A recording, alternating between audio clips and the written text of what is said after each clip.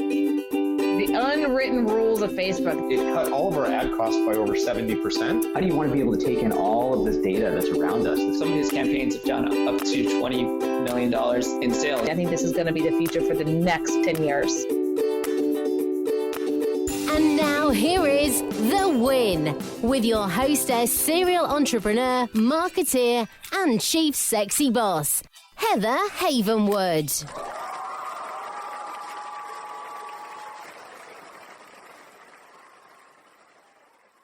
Look, our whole world revolves around our iPhone, iPad, Droid. You know, they say we look at our phones on average 150 times a day. And if you're a small business and want to actually grow, you need to reach people where they're looking at and listening the most, their smartphones. See, marketing via text messaging is a great way to start, and it's super easy. Just text the word START to 72,000 to learn more about my friends at Mobit. They're marketing experts, and they will show you how to use text messaging for your business and to get more leads and convert them amazingly. Again, text the word START to 72,000. Again, that's text the word START, S-T-A-R-T, to 72,000. Hi, everyone, and welcome to The Win with Heather Havenwood, and welcome Renegade Nation, all the great places that I am at all over the different internet spaces. I just want to point out again, everyone, why are you listening to The Win? You're listening to me because I bring some bad A mofos to you. I've been in the entrepreneur space for 15 years, and along the way, I've met some cool guys and girls. And so today is one of those people, those peeps. Paul, are you with us? I am. I'm a grade A mofo. Wow. Thank you, I guess, right? Yeah. Yeah, you totally are. I mean, let's see. I don't even know when we met. It's been a while. Paul. Oh, it's back in the day. It is back in the day. You were like 4, I think, right? Well, big seminar, 2003 or 4. There we go. So it's been a while. This is Paul Colligan. We're talking to him, and he is a podcast mofo. I would say you're the grandfather. Can I call you that? The grandfather. Oh gosh, it's Is that a bad word? No. It's you know. I once heard it said, one step ahead, you're a visionary. 2 steps ahead, you're a martyr. I was thanks for that. I appreciate that. I was about 4 steps ahead. I've actually been podcasting for over a decade now, and it really has only gotten cool like the last couple of years. So, depending on how you look at it, I either bring a wealth of knowledge, a decade of experience, or I'm just an old fuddy-duddy. It's kind of the desire. I'm trying to go with the experience. I've seen a lot of things and done a lot of things, and that's been fun. But it's about time that it's been getting its just desserts, if you will. I agree. I remember when you came out with your first book with co-author of Alex Mendoza, and I remember that launch. I was there. Yep. I was actually there. I think you were working with Alex. I can't remember how it all went down back then, 2003, 4. Yeah. Here's the funny thing, Heather. This book. Yeah. Before the iPhone. That's true. Yes. That's true, because Alex was doing the MP3 thing for Instant Telecinema. Yes. So every month, I get at least one email from somebody who says, "Hey, Paul, read your book, loved it. I want to do it, but you don't mention the iPhone. How come?" Because it wasn't invented. Yeah, no, it's cool. It's cool. I mean, if you think about it, if you think about a technology platform where a book was written over a decade ago that is still relevant today, I mean, that's amazing. And I purposely, when we did the book, one of the things Alex and I did purposely was we knew the screenshots were going to change. We knew the software programs were going to change. We knew a bunch of things were going to change. What we wanted to focus on was what to do with all that stuff. But we knew that, like, if we put a screenshot in there, the day the book comes out, bam, there'd be a new screenshot, and somebody would complain the book was old. So we purposely did the book with no screenshots and just theory and implementation and practical advice. And as a result, a decade later, people go, "Hey, everything's great except for the iPhone part." And it's funny because every case study in the book, they've all gone in different directions. Nobody ever mentions that, so I don't know how deep they went. But yeah, it's fascinating. It's been going for a year, and it's cool to think that something I wrote a decade ago still is valid. There's just new points. And so some have suggested, the book is called The Business Podcasting Bible. Some have suggested that I should do the Business Podcasting Bible New Testament or something like that to kind of... New Testament, Old Testament? Yes, exactly. Book 2 or something like that. But the medium hasn't changed. What I mean by that is, and this is, what y'all talk about, which is the medium such that it's an auditory medium, right? Now, the structure has changed on how we listen to it, meaning the software, the iTunes or the Droid or whatever. But the concept of taking media with us and listening to it outside of just a TV screen, I think is what I knew that was the big thing with Alex was talking about back then. I know you talk about too, the medium, the context of the medium. Yep. Really hasn't changed. What they do with it is, of course, altered. Yep. You know? So, all right, let's get into this. So we're going to talk about some cool stuff today. So listen up, take notes, everyone, because I could be on this podcast forever with Paul. He's really awesome. You can go check him out at paulcolligan.com. That's COLLIGAN.com. And also check him out on Twitter and Facebook. So, all right, Paul, let's dive in. You came out with a new book. Now, I'm going to let you talk about the new book because I'm going to ask you all kinds of cool questions. But when you and I were talking beforehand, when I was like, hey, I want to interview you, you said something that has not left my little brain. I'm sorry. You have not left my brain for weeks. And that is this. You said your strategy on getting books out with Amazon, which I found fascinating. I'm going to let you share with it, but I really think this is the best way entrepreneurs should do books. Can you share that about how you put up there in the timeline and it makes you do it by that time, that thing? Oh, okay. Gotcha. That point. Yeah. There's several strategies. I'm trying to remember which one we had chatted about. That one specifically. Now, if you want to add to that, feel free. But that was the one that I was like, that's so awesome. I should do that. So here's the thing. As entrepreneurs, we wake up every morning with 800 opportunities. And by the time breakfast is done, it's down to about 400. And maybe by the first cup of post-breakfast coffee, we're at 200. But we still have a lot more. And what you have to do is you have to commit to things. So when you come to an event, or when you promise 20 episodes of a podcast, or when you commit to something, then it starts to get to work. Nothing says, you got to get your slides done, like knowing that there's going to be 250 people to see what's on your slides, Mm-hmm. So Amazon announced about 2 years ago, a pre-sale program for Kindle, where you basically could give them the cover of your book. You could give them a couple of paragraphs, and I'll tell you, they're really light on what's in those paragraphs. And the book goes up for pre-sale, and you can sell it up to 3 months in advance. And if you get it in before the date it's due, you can either wait until the pre-sale, the launch day, or you can speed it up if you want. Or if you're like every other entrepreneur on the planet and you get it in the very last minute with a 2-minute deadline, you're good to go when it goes live. But here's the interesting thing. If you don't deliver it, they take away that right for a year. And as a result, plus, I mean, there's nothing, of course, like it's always fun to have people buy your book ahead of time before it's even written. Mm-hmm. It's really cool to get you to see your pre-sales. And of course, all those go away as well if you don't deliver. And so, there's nothing like an Amazon deadline over your, shoulder to make these things happen. And 3 months is more than enough to get a book out the door. I think I completely agree. But I love the fact that it's like there's this ticking time bomb that if you don't get it, Amazon takes away your right. For a whole year, And of course, once you have more than one book, I mean, I've got 12 Amazon bestsellers now. And so, if you're doing your first one, Amazon taking it away, that almost feels like a slap. But of course, if they take it away this time, like what else goes away? Like, do I still get my rankings? Do I still get, so at this point, I'm beholden to Amazon, and I love Amazon, and I appreciate them. But yeah, it's a neat little relationship. And I've got friends with a bunch of authors, some, professionally produced, others, do it themselves. Professionally produced isn't the right word, though. The word I'm looking for is, a traditional contract. I've got one buddy of mine who multi-million-dollar every time he produces a book. And yep, definitely he has to get it in on time as well. But it's just neat. It just makes things happen. It's just very, very cool. Now, what's interesting about this, guys, is that when he was sharing this with me a couple of weeks ago, he then was showing me the book, the pre-launch on Amazon. I was checking it out. And then I was noticing, like, dude, Paul, it's like $100. Yeah. He's like, well, because I don't want really people buy it right now. I was put it up for me, I'm putting it up for my deadline, which is great. And he's like, so I kept jacking the price up, and he's like, someone bought it today at $100, and I started to laugh because I was like, that's really awesome. I just want to say that's really awesome. Yeah, it's just funny. It's just funny. Perspective, and it wasn't that I didn't think the book was going to be good, and honestly, it wasn't that I didn't think the book was worth $100. It's just that I wanted to do a traditional Amazon run where, I mailed my whole list. And actually, this was the first time I didn't mail my whole list. This was a test, and we still made a #1 bestseller. And that was very, very, very cool. And I just didn't want, I've got fans who watch me. And Amazon does that thing where if you buy from one person and then they have a new book, Amazon emails them. Oh, I didn't know that. Yeah. Oh, yeah. So people were getting updates that the book was coming out, even though I was keeping it quiet. And obviously, it's a pretty good topic. And I just wanted to kind of, guard the audience a little bit. And no, here's why I brought it up, entrepreneurs. If you're like me and like all of us, we having that deadline, having that big brother deadline, yeah, it helps. Boss deadline, like Amazon will slap you. I mean, it's, oh my God, so it really does propel you. And I do love that. So let's talk about the new book that we've been keeping the audience quiet on. What is the new book?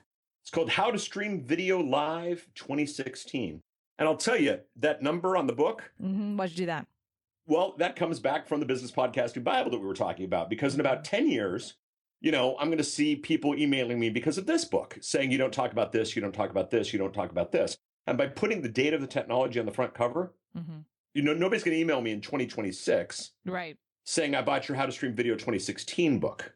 That makes sense, actually. Because you know what I do, though, when I buy a technology book like that I think things will change? I look at the publishing date. Absolutely. Do that? Absolutely. I do that all the time. Like, oh, it was published. Absolutely. And it's funny. I got back when I did my podcast book, the 2015 edition, I got just a glowing review. It was just the type of review that you couldn't have written yourself, And I'm like, okay, this has got to be one of my customers. This has got to be, one of my friends. So I look up the name. I cross-reference the name in the email lists. I can't find this person. So I try to respond to his comment on Amazon to kind of just figure out who he is, how I know him. And it was funny because it went back and forth. And basically, the comment back was, well, Paul, I wanted to know how to podcast. And so I went to Amazon and I typed how to podcast. And you had a book called How to Podcast. And because it was called How to Podcast 2015, and this was when the review came out, I knew it was an up-to-date book. Just like you said, and the problem with Amazon, you can't necessarily flip to the front. You can't flip 3 or 4 pages in to see the pub date. Nope. And so I put it there right on the front cover. It's a ton of fun. Now it kills me because I do this in my book. So I've got YouTube strategies, 2014, 2015, 2016, how to podcast, 2015, 2016. And it's funny because every once in a while I'll get an order for a previous version and I'm not quite sure what that's about. So yeah, even though YouTube Strategies 2016 is available, there have been people who've been buying YouTube Strategies 2015 this year. Not quite sure what that's about, but that's just the game. And as entrepreneurs know, the more pages you have at Amazon, the better. So I'm not necessarily taking them down, but I don't know. If I ever saw a book that had a date on it, the first thing I'd do to see if there's an updated version, but who knows? Oh well. So let me ask you a question. So someone, and I'm gonna move into streaming video real quickly, but someone told me once that having a lot of books on Amazon is like having a little annuity. Yeah. It's like a little annuity. Just, gives you a little money. Well, the money's nice. I mean, one of my rules, one of my axioms is, don't count on the royalty checks, but for goodness sakes, do cash them. Yeah. Right. Wait, hold on. People don't cash their checks. What are you talking about? I have direct deposit on Amazon. Direct deposit into my checking account. Boom. Well, yeah, too. But direct deposit makes it hard. It doesn't sound as cool when you say it in public. That's true. But the thing even more powerful is, and especially when you do this with self-publishing, I did an event and it was a speaking fee. It was one of those ones where I wasn't allowed to sell. And I knew that. And they paid me a speaking fee fine. And it was funny because the topic was actually about self-publishing. So the event promoter said, hey, Paul, can we get a copy for everybody in the room? And at the rate they were paying me and the fact that the guy knew that I could get these things at $3 a unit, I was assuming that he was saying, bring them with you kind of thing, which was, again, fine at the price and something you can do. But it was funny because as we hang up, he goes, so should I order them all from Amazon or do you want me to put a third at Barnes & Noble, a third at Amazon, a third at Pals to bring up the charts on all three? And it effectively added another $2,000 to my speaking fee. Right. Oh, completely. But it also, from a positioning standpoint, the event, the great Peter Diamandis, I don't know if you're familiar with that name, but he's the guy who basically brought, commercial space flight to the world. He's the guy behind the X Prize, absolutely phenomenal man, thinker, visionary. He was the other speaker. And he's been a hero of mine for a long time. And my book was right next to his on the table. Oh, wow. And I took so many pictures of that. It wasn't even funny. Oh, yeah. I'm right next to Peter Diamandis. I went to an event. I went to Social Media Marketing World. We'll get to the book eventually. I went to Social Media Marketing World, and I was sitting next to the social media director for Intel. I'm out of Portland, Oregon, so that happens a lot. What? Hold on. That 2 words, social media for Intel, just right there, that makes no sense. Well, yeah, that's a whole other... Intel, the chip company. Oh, okay. Yeah. They're going to start doing pictures about chips? No. And so Intel Inside, it's a big company, Yeah.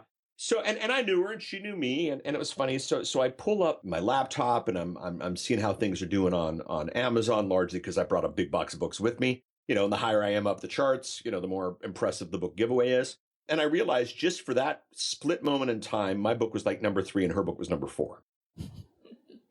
And it was dumb luck. And this is a gal who, she had done it all the quote unquote right ways. I mean, she'd gotten a $10,000 advance for the Korean translation of her book. So, I mean, from a fiscal money making standpoint, she was definitely doing better than me. But from a positioning standpoint, you were. Well, the thing was, I asked her, I'm just always curious because the industry's changed a lot. And I asked her, I said, hey, how many copies of your book did your publisher give you to bring? What'd you say? I was curious. 2. What? 2. And this was a big event. And it's funny, she said, how many do you have? And I go, well, I brought a box of 50. Why would she only bring 2? That doesn't even make sense. Like, well, that was what the publisher gave her. Uh-huh. And she wasn't thinking of the book as a business card. Right, which is how you and I think. I mean, books exactly. are business cards. Books are business cards. Who wants a business card versus a book? You want my business card or you want my book? I want your book. Exactly. And I once worked for, the books are about $3 a unit. When you do the print on demand. And I worked back in 2000, I worked for a highfalutin consulting firm, and we had these specialty cut gold inlaid business cards, and our boss was like, use them when you can, but please don't drop them in the, free sandwich at Subway, because these cost us about $1.07 each.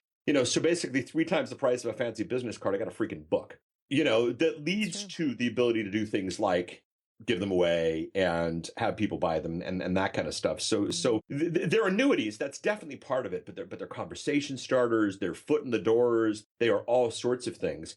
And this book, actually, funny enough, I got the idea for this book at Social Media Marketing World 2016. Okay. Which book? How to Stream Video Live? How to Stream Video Live 2016. I got the idea for that at Social Media Marketing World. I realized there was no text, there was no volume, and people weren't thinking about the big picture. They were thinking about this tech versus this tech. They weren't thinking the big picture. They don't think of the big strategy. What's the point? Like the woman who had 2 books. I'm just curious, before you move on to that, what was her strategy to have 2 books there and not 50? It was a lack of a strategy. It's not that she's not a smart person. It's just that she probably went to her publisher and they probably said, where are all the places you're speaking? And she probably gave them a list. And she probably said, let me give you 2 books to take with you to this event. Huh. Okay. I've had books published. I had a couple published by Pearson, and that was the type. My first book by Pearson, Heather, this is so funny. My editor calls me, it's out, it's ready to go. And she goes, hey, I want to let you know, Paul, that, as an author of this book, I can get you copies of the book at 30% off. And I said, well, wait a minute. I just have to buy a case. And this was a big $50, 1,200 page, tech nerd manual. And I told her, I said, well, Amazon, they're 40% off, and I only have to buy one at a time. And she says, and I quote, Heather, yeah, we can't compete with them. Really? Are you serious? Yes, and this is Pearson Education. This is one of the biggest book publishers in the entire world. And you're the author. Yes. And the sole author wasn't like it was So the industry, the traditional publishing industry just thinks very, very differently that's true. Than somebody who has a book. And so, but anyway, so I'm at Social Media Marketing World 2016. I'm thinking about this book, and it's funny. This event, it's a great event. I really recommend it. And it's really funny because every year, I've gone for the last 4 years, every year I give the event about a B when it's over. Okay? And this has happened every year. Then I go to my room, and then I order a meal, and then something on Twitter goes, oh, there's an impromptu party downstairs in the hotel bar. And I go, and it's happened for 4 years in a row. I should just begin to predict it. So I go downstairs, and the best networking of the entire weekend happens that night after the event is officially over. Of course, yeah. Well, that was happening at Big Seminar. I never went to Big Seminar. I actually went in the room. I'd hang out at the bar. Exactly. Right? And, hung out with you, or hung out with Armin, Craig Perrine. Exactly. And so this guy comes up to me, and he says, hey, I loved your presentation. Oh, well, what'd you like about it? He said, well, you do that thing where, one of the things I do, and I almost corrected you at the beginning of this, is I don't tell you where my Twitter account is. Go ahead, ask me. Say, Paul, what's your Twitter ID? What's your Twitter ID, Paul? You can find me at paulcolligan.com/Twitter. Go ahead, ask me what my Facebook ID is. What's your Facebook ID? You can find me at paulcolligan.com/Facebook. /Instagram, /everything else, because the marketing's me. Not, all these people get up and they market Twitter. No. Market yourself. Especially as an entrepreneur. Nobody else is going to. I actually have Heather on LinkedIn.com. Yeah, exactly. Facebook on Heather. That's not a bad idea either, So the guy says, I love that approach. Yeah. I go, well, thanks. He goes, yeah, we're going to start using it internally. I go, well, what do you guys do? He goes, well, we are the holding company that owns the .live domain name. Oh my gosh. Okay. And I go, okay, that's interesting. That's very interesting. And he goes, yeah, we might want to partner with you in this book in some way. Sweet. How'd that go? Well, you notice the book is now called, go ahead and ask me what the web address for the book is.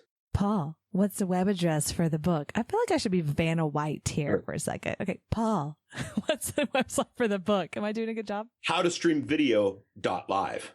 howtostreamvideo.live. Okay, Yep. Do you own that URL? Do you partner with them?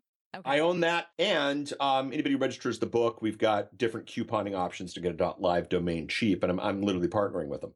And there's an affiliate situation there, and these are all the things that you couldn't necessarily do if you were doing a book with somebody else. So yes, there's annuities, but yes, there's credibility. Yes, there's bring a bunch of these with you on the plane. Yes, but then there's these partnering opportunities, and there's just so many benefits from doing your own book versus doing a book for somebody else. Now, if somebody comes to me and offers me $1 million to write a, fine, great. But then it's a work for hire job. I'd still do my own stuff, but doing your own books is smart way to do things. And here's the other funny thing. So I don't have the real numbers on the How to Stream Video book yet because it's only been out for literally a week. But my podcast book is about podcasting, a very tech nerdy kind of thing. Right. Yeah. And it's available wherever fine books are sold. So you can find it in all the bookstores and all the, all the whatnot. But the paperback edition of the book, which is $15. Yeah. Outsells the Kindle version, which is $3. And we're talking like 3 to 4 to 1 here. Why is that? That's interesting. So your paperback, which is 3 times the price or 4 times my the price. $15 paper, 5 times the price. My why? $15 paperback plus shipping, if it's not a Prime member, outsells the Kindle edition. Now I've tried, now of course a good marketer would of course try different versions, different prices for Kindle. And the $2.99 is perfect because it's the impulse, it's the impulse buy. But what it is people love books. They want to take the book, they want to open it up, they want to make marks, they want to fold it down, they want to put it in their library. They want to do these things with the book.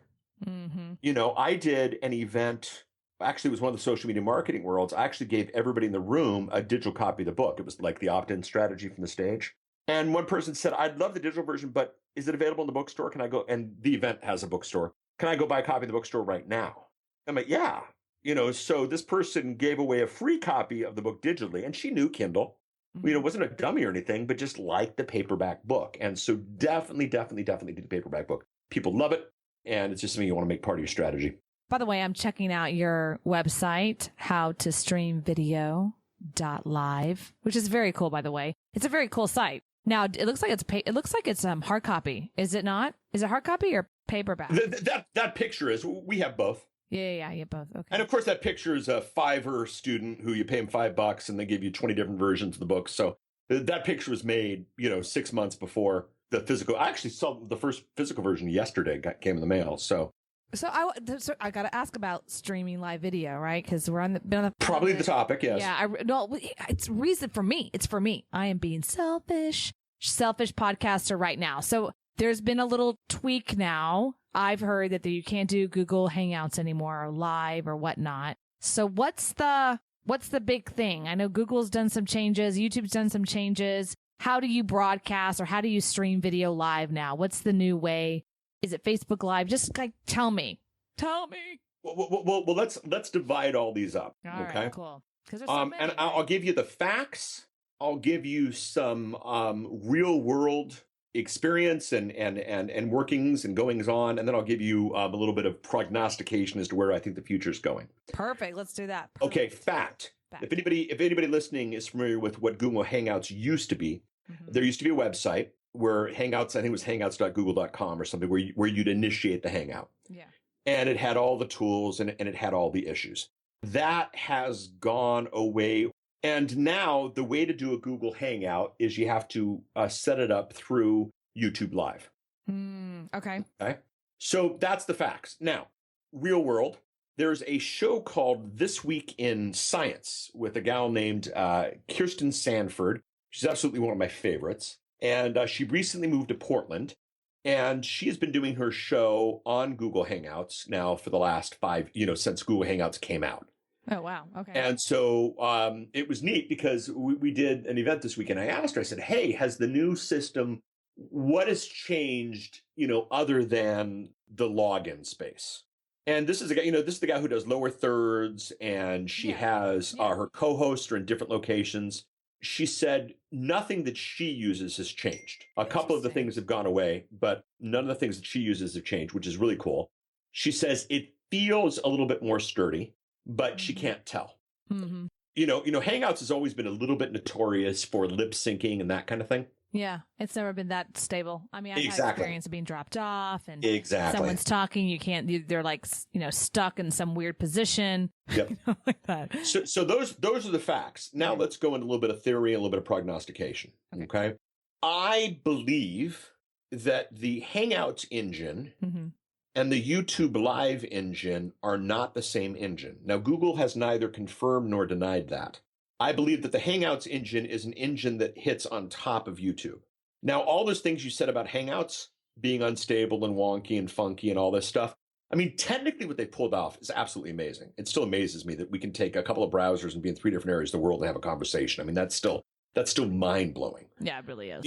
But it's just not as stable as is YouTube Live. I've done, events. I've done streaming events, where we've generated millions of dollars.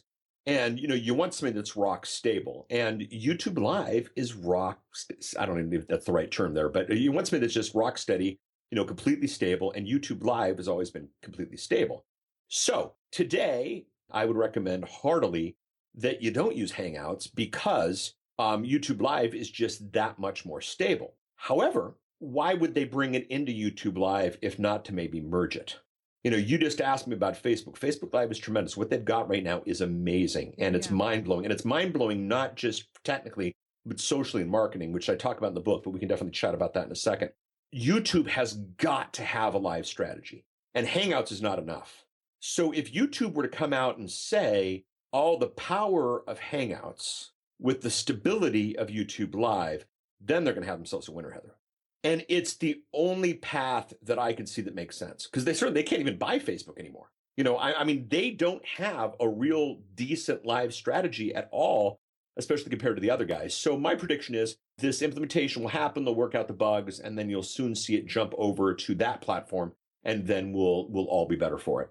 So, but here's the question. So if I do YouTube Live broadcast, how do I invite you, someone I'm interviewing, on there? Is it different? So you log into YouTube versus Google, right? So you log into YouTube and then you go into live broadcast. This is a really question I've had because I figured out how to way to do live broadcast. Like, oh, click on this, go, ping, you're live broadcasting. But I'm like, okay, what if I want to invite somebody? Yeah, you have to use a third-party tool. Oh, okay. What's that? And there is let me see if that link is still live. There's a company called Wirecast that has a nice tool that I use that has a greatly discounted version. Yeah, okay. If you go to paulcolligan.com/Wirecast, WIRECAST, you will see that they have a product called Wirecast Play 6 Basic, which only works with YouTube Live, but it does work with YouTube Live. And what that does is that will let you, basically you can stream your desktop to YouTube Live. And what you can do is you can bring in Skype or something like that.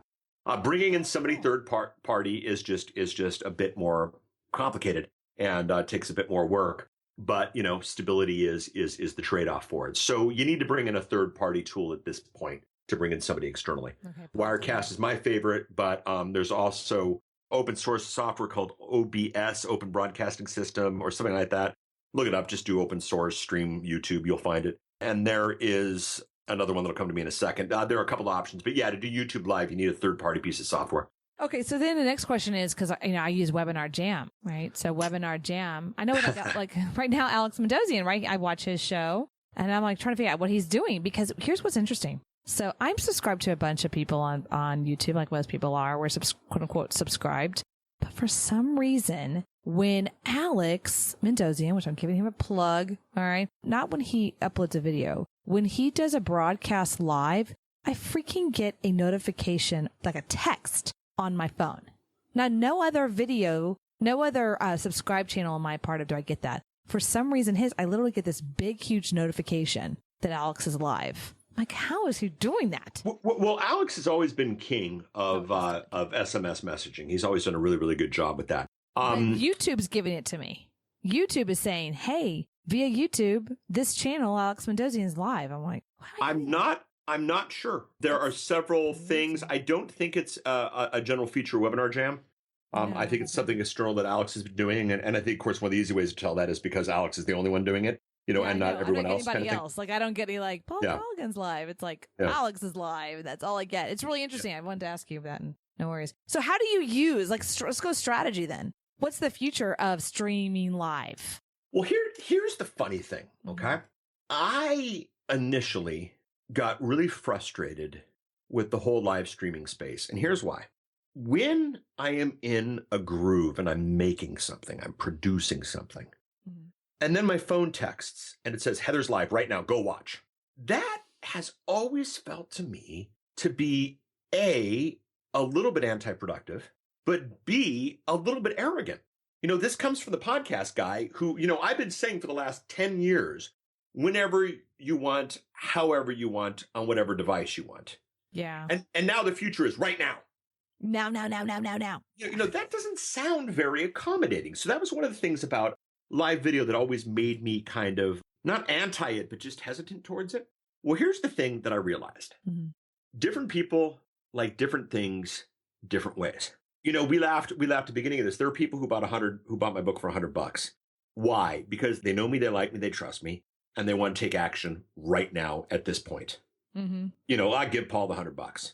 Now the funny thing is the whole Amazon pricing model will have to, that actually messed things up a little bit. But there are people who know, like, and trust you, who want to act right now. There are people who, the second Heather goes live, I want to know what Heather's doing. Yeah, and they'll stop everything to do it. And you want to appeal to that. You want to appeal to that audience. The thing is, I have that audience. I've tested going live at different times, and there are just some customers, and I bet you they're listening to this right now, and you know who you are. The second I go live, they're going to pop up, and it's the same ones. So part of it is, if 10 years ago I was truly preaching any device, any place, anywhere, any style, then live is definitely one of those. But here's the math, Heather. Here's the math. Here's the secret sauce. Ooh, tell me secret sauce. Tell us. Here's the thing. You have to create it at some point. Okay? The space-time continuum dictates that we have to create our content at some point. It's true. So we might as well create it live.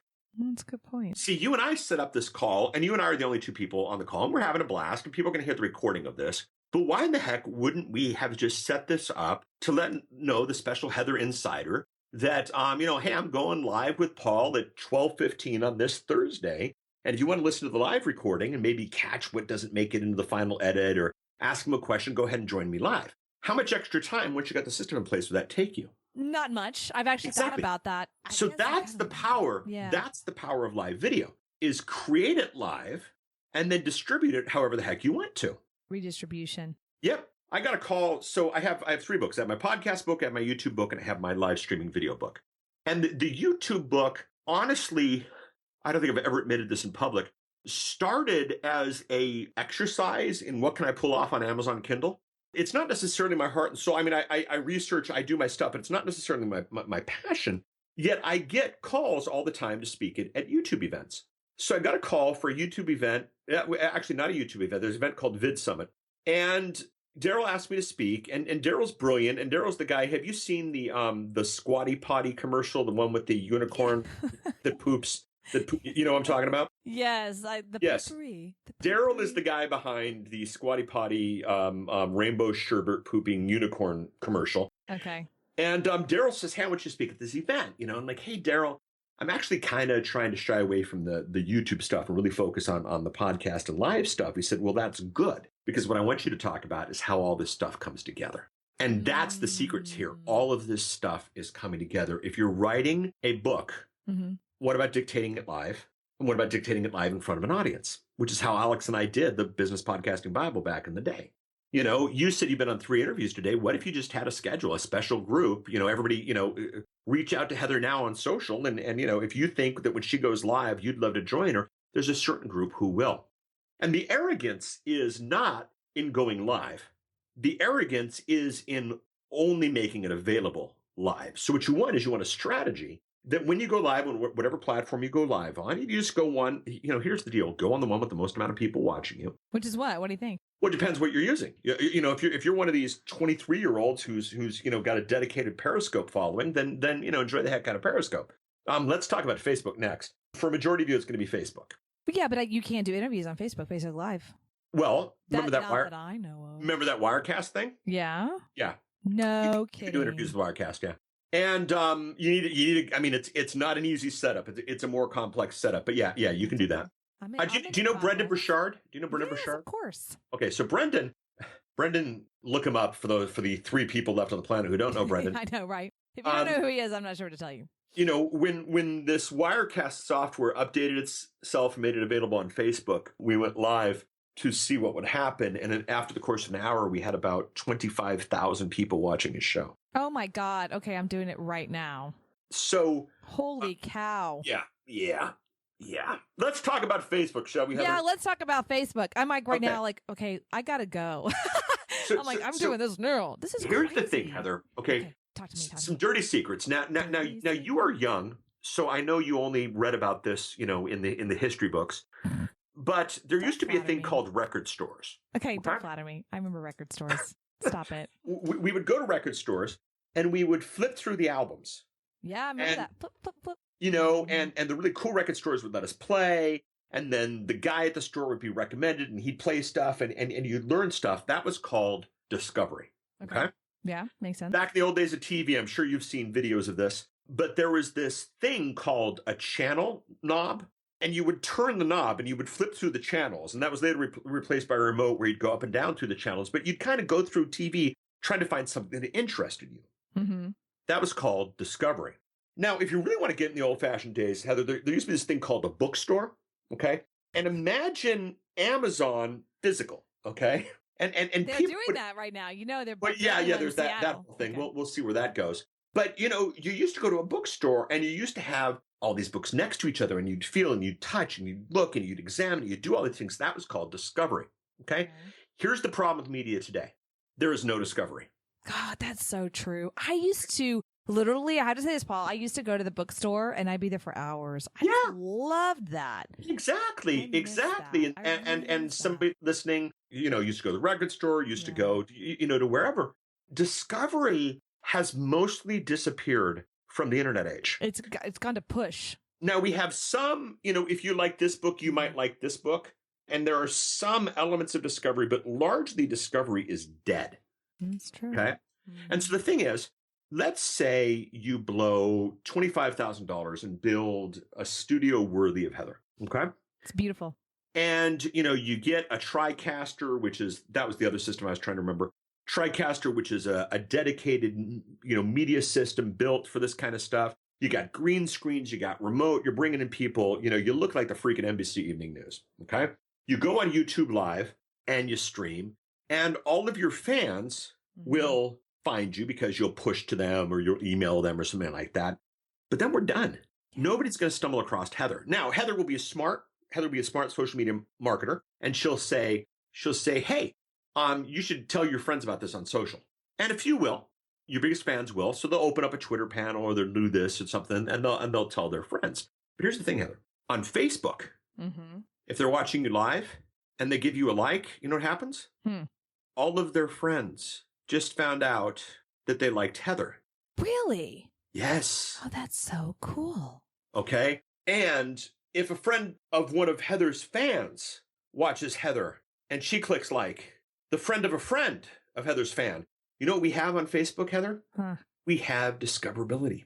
Oh, that's so... Okay, guys, I'm just really silent over here because I'm taking notes. Because this is really powerful. I had no idea. And I didn't know Brendan Burchard's Facebook went to 25,000. That's really it's crazy. It's crazy. Are you saying, pull back for just a second. I'm going to go deeper. Just stop for a second. It's three elements, right? You got Facebook Live with YouTube broadcast with... What's the third element then? Well, no. You just do. Okay. We're talking Facebook Live right now. Just That's all Facebook we're talking Live. about. Okay. Okay. All right. Now remember, Brendan has 4.5 million Facebook followers. Oh, that's only a few. So 15,000 is a percentage of that. So do that percentage, yourself for for your followers, and you can see what is potentially possible. But where you have to go with this is you have to realize now that discoverability becomes a real thing. So let me give you a almost terrifying example of this. Oh, okay. So there was a product, mutual friend Jim Edwards. Remember Jim? Yes. Okay, I adore Jim. Jim is one of my favorite people in the world. And Jim came out with a product called the Interview Wizard, which is fantastic, that we modified. We did a special version called the Podcast Interview Wizard. And Jim and I did a couple of just old school webinars about this thing. And it was so much fun. And we sold a bunch. And because of Jim, because I adore Jim so much, I probably overmarketed the thing, to be really honest. Okay. I probably really just, my list was pretty sick of it. I like Jim though. He's a cool guy. Oh yeah, exactly. Jim's worth it. So I find out that Wirecast, which is the streaming software that I was used to using on YouTube, I basically got an email that said, hey, if you upgrade for $99, you can go on Facebook too. I'm like, huh? The tool I know, the setup I've already got going, I can click a button, go to Facebook. So I obviously did the upgrade. So I go there and I maybe hadn't even showered. You know how the entrepreneurial life is. And so I said, get away with that, by the way. Girls can't. Yeah. So I'm like, let's test this. And on my desktop was the hour and 30-minute webinar I had done with Jim. Okay. And I'm like, okay, let's try this. Just see how long. Like, I didn't know how long Facebook lets you go. I didn't know anything. So I just, double-clicked broadcast, and I rebroadcasted this webinar that I'd done with me and Jim, just to see how long it would go. And it went the full 90 minutes. Wow. Okay. But here's the funny thing. About 5 minutes after it was over and I had turned it off, my phone started buzzing. Okay. Okay. I had made 4 additional sales of the product, and not a huge deal. It was a $200 product. My affiliate was $100. I'm not going to retire on this $400, but I made $400 by clicking a button. Right. Yeah, exactly. So here's the thing. This is really interesting. So I contacted the 4 people that I sold it to, that I sold it to independently. I said, hey, I'm just curious why you bought. Okay. Okay. 2 of the people had claimed they had never seen an email about this from me.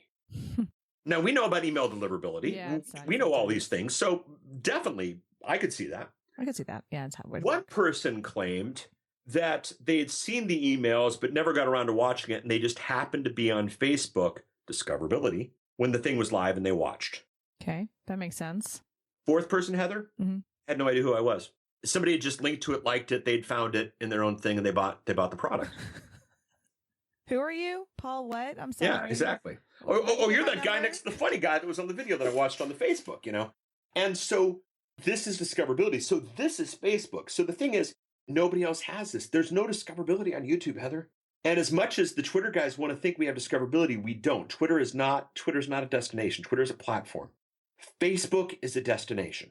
Yeah, it really is. And discoverability about Facebook, I mean, I'm betting all my cards there. So, back to 10 minutes ago, go live on Facebook, but then for goodness sakes, take that recording, make the podcast. Take that recording, make the YouTube video. If you have a following on Vimeo, but if you do, put it on Vimeo. Create the content at one place and put it everywhere, which, used to be called repurposing. And it's had 1,000 different names, but what you do is you go live because some people want it. And it's funny, you didn't intend on this, but to go full circle on this interview here, if if you get up Monday morning and in your mind, you think, I have to do a podcast sometime this week, your chance of completion is maybe 30%.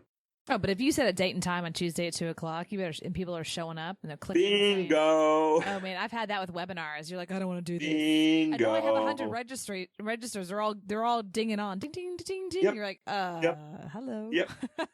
Yep. It's a whole nother world. But let me, because I'm blonde. You gotta dumb me down for me, Paul. So okay, let's talk about this podcast right now. Right, we're doing live. We're not doing live. We're pre-recording. Okay, we're pre-recording, and once it goes live, I'm putting. But the funny thing is, you and I are live. Yeah, we're live. So this is live. We're just not broadcasting it live.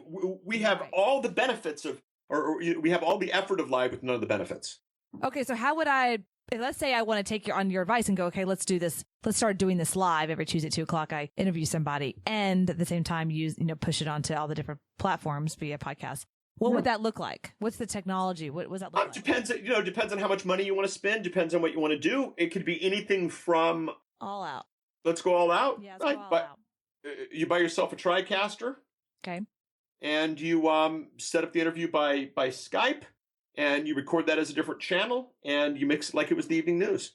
Do we do video? Yeah, absolutely.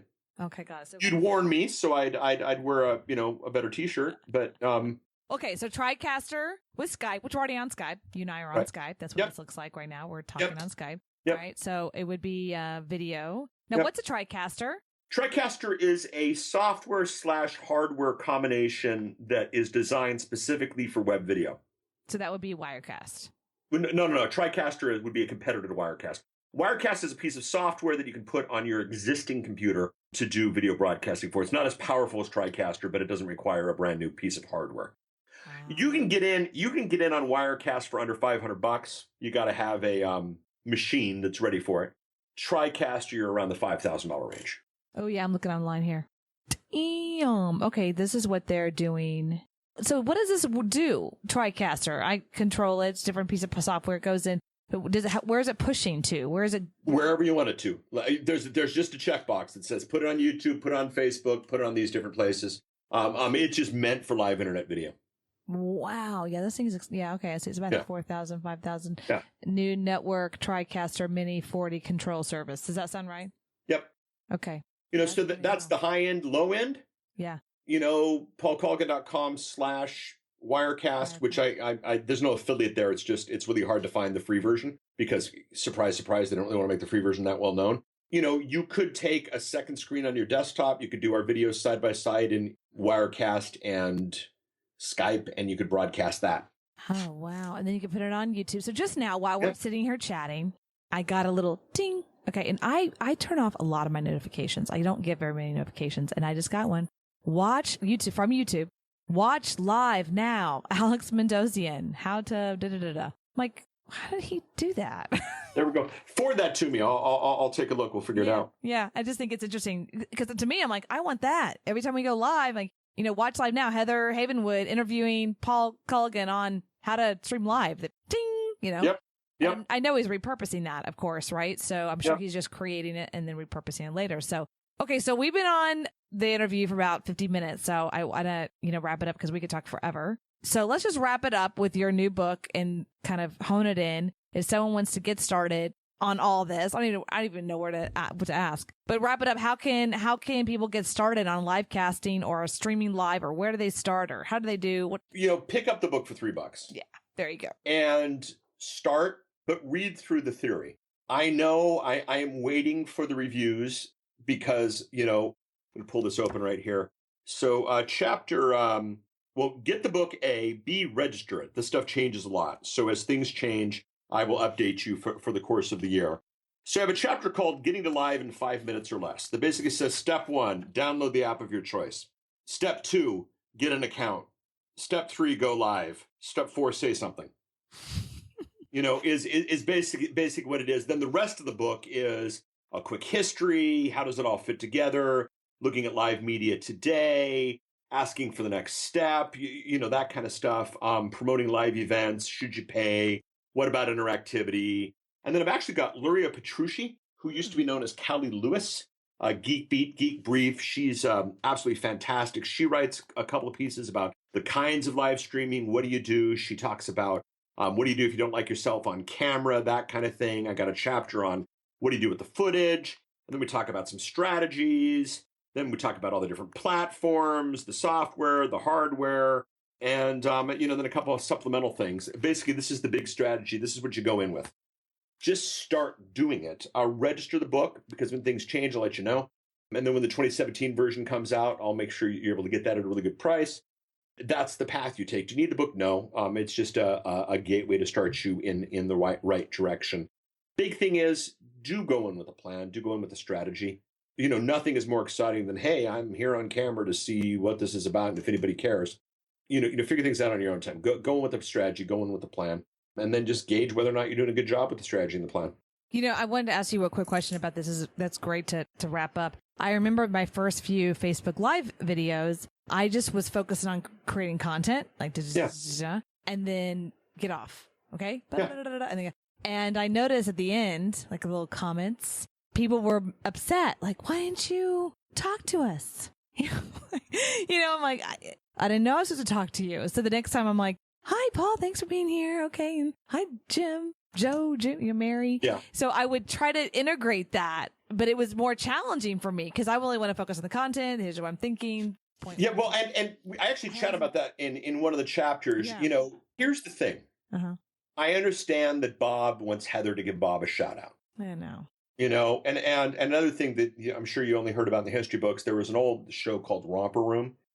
No, I never heard of that. And at the end of it was a public access kind of thing. And at the end of Romper Room, the gal would come out and she'd look at the magic mirror, and it was a kid's after school show. And she'd look at the magic mirror and she'd go, I see Bobby and Linda and Frankie and Becky and all over the country, kids were going, oh, she sees me, And we want that acknowledgement. But here's the thing.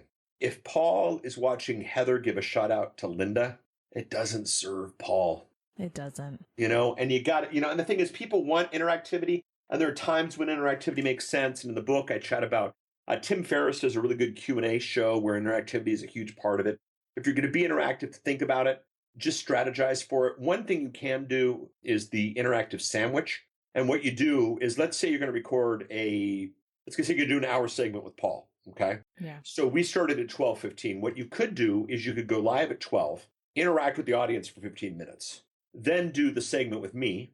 And then at the end, once we're done, go back to interacting with the audience.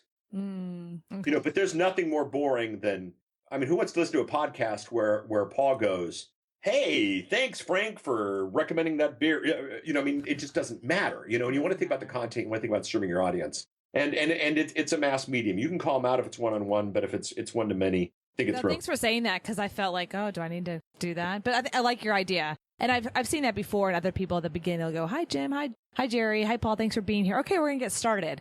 And so they'll call out a few people, right? But then they just, okay, that's, I can't say them all, so got to go. Let's get started. And then you focus at the end. And I agree with that. So, and I think it's annoying for me, myself, if I'm listening and they don't call me out, like, why did they call me out? So that's what happens. People exactly. About that. Like, well, I'm not good enough. So it's just stupid. So thank you for this. This is a ton of information. I hope you guys are worn out of writing or texting or whatever you're doing to get this information in. Go check out Paul at paulcolligan.com, as well as /Wirecast, /Twitter, /Facebook. Did I forget any? That's it. Right? The cool thing is you just set up the pattern. Now those who are going, I wonder if Paul's on Instagram, they're going to check paulcolligan.com/Instagram. Instagram. Well, you are on Instagram. So it works, and I did the part. I branded me, not the tech. Yep, that's very true. Well, this has been very helpful for me. This is one of those shows that I got to learn something a lot, and I'm taking notes, and should have paid you for it. So thank you for coming on The Win with Heather Havenwood. You're listening to The Win with Heather Havenwood on Renegade Nation. Check us out on iHeartRadio and iTunes and Stitcher. Thanks so much, guys. This is Heather Havenwood. Thank you for listening to The Win with Heather Havenwood. Interested in coaching with Heather? Go to heatherhavenwood.com and sign up for a business discovery consultation. Here is your free gift for listening. Get 3 audio chapters of Heather's book, Sexy Boss, How Women Empowerment is Changing the Rulebook, when you text the word sexy to 72000. Again, text the word sexy, that is SEXY, to 72000. And receive your 3 audiobook chapters. Number is good only in North America. For outside the USA, text SEXY to +1 323 457 2288. Text SEXY to +1 323 457 2288. Long distance charges may apply. Heather wants to hear from you. Questions you want answered on the show, comments, interview requests. Email media@sexybossinc.com or leave a private voicemail. 51 Boss is me. Again, the number is 512-677-4763. Check out all of Heather's sites. heatherhavenwood.com, sexybossinc.com, e2lab.com, datingtriggers.com. This is a Sexy Boss Wrap. This podcast is a copyright of Havenwood Worldwide, LLC.